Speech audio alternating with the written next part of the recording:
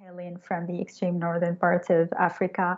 It feels really good to just speak through these issues from really local context.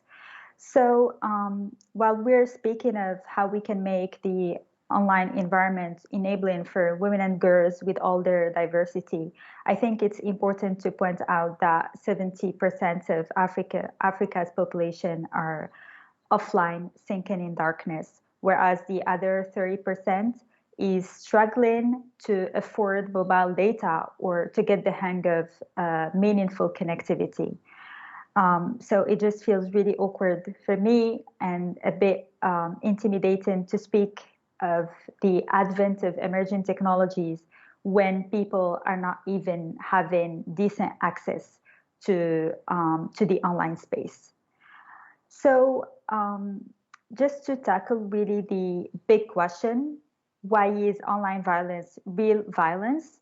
I think we should answer three main questions: who actually makes the decision over the internet, or who governs the internet?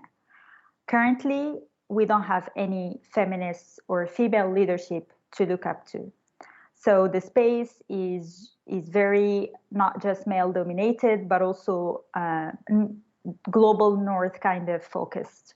And we have a very much domination from the US because the internet is made in Silicon Valley. The second thought is around who designs the system that our women and girls uses. And we'll be speaking about the IT workforce that is male dominated again. And we're speaking about a lack of digital literacy and skills when it comes to women in the African continent.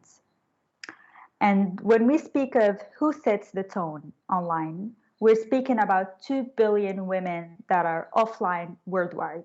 So no matter what we do, women will not set the tone, will not take ownership of their narratives in the online space. And that's why I always refer to online violence or online gender based violence as the continuum and the manifestation and the replication of the historically unequal power relationships between men and women. That is even more kind of amplified because the online space adds element of searchability, persistence, transmissibility, and anonymity, which sometimes make it really hard to be traced. And at the same time, it gives the perpetrator easy access to their target, but also not just access, but also more kind of impunity, and they get away with it. Um, so I would really like to speak to three main issues. First is the kind of leadership that we need to mobilize, um, thinking of our infrastructure, thinking of how we are strained, thinking of our power cuts, thinking of our financial resources and the financial incentives that goes into better kind of models of internet connectivity within the whole continent. And speaking of data, you can see, and I don't remember the source, but we have a very appalling finding that says that an African citizen may have to work more than 3 days to afford 1 hour of connectivity, for instance, in than a citizen of the global north, which is appalling. So we're talking about a huge gap that, of course, affects disproportionately women on the continent. If we speak of accountability, because right now, with the huge efforts that the civil society has tried to push and has tried to maintain and has tried to sustain, and speaking on behalf of the Association for Progressive Communications, that has really championed the landmark UN resolution in 2012 on the fact that human rights has to be protected, fulfilled, and respected in the online space, whereas big tech companies such as Facebook has only released their human rights policy in 2021. So if there is progress, it's too slow. and we are definitely outpaced by the advent of technologies. So what can we do? There is, of course, no secret magic potion or a solution, but there is a need to think of a structural change.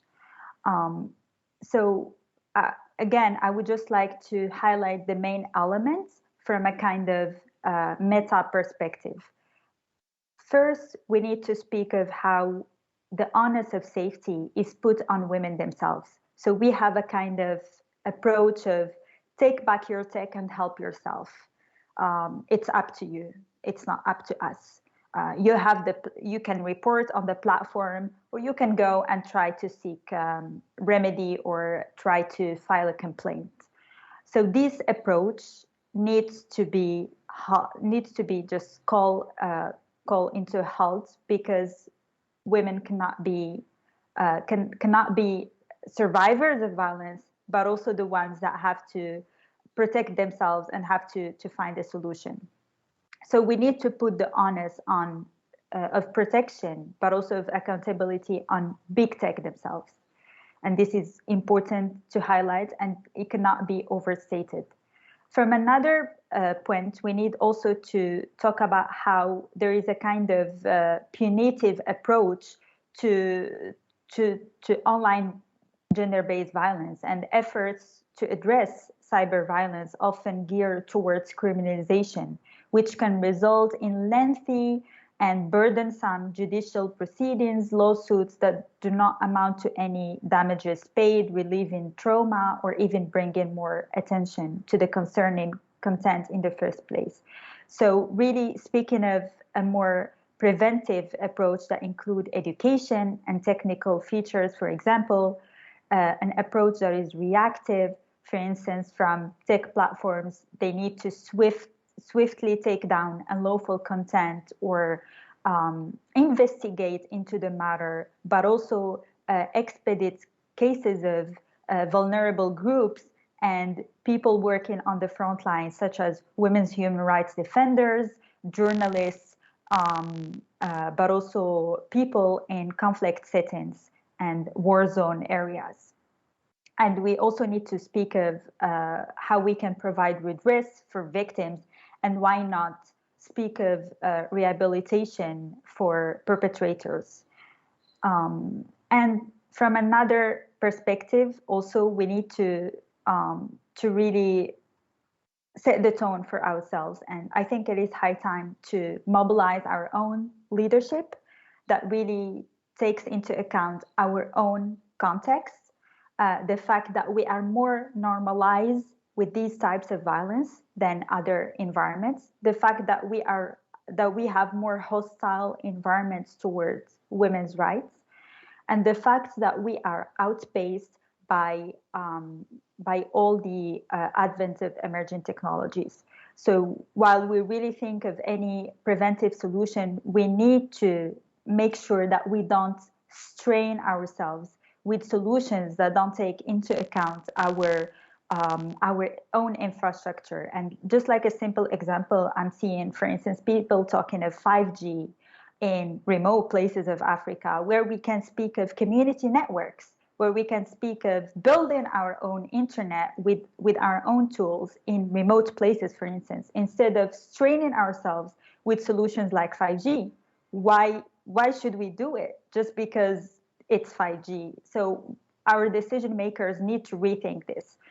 And at the same time, we need to speak of how we can bridge the gap between governments and big tech through civil society and through feminist movements, just like the Shut It All Down, just like these brilliant initiatives that leverage on innovation instead of just speaking of violence and just speaking of that negative environments that not just doesn't help, but also adds more stress and mental burden to both the victim, but also the decision makers. So I think if we can really fight and advocate for human-centered mechanisms and public auditing and transparency reports that would be impartial, of course, but that would be also overseen from civil society actors, from feminist leaders, from young people, from not just the technical community, but also from people of diverse backgrounds, because everything happening online concerns us all.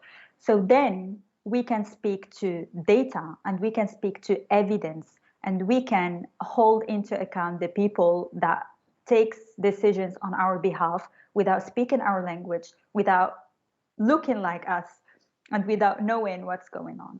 And I think this is really, this just goes into the realm of broader social justice issues and not just online violence.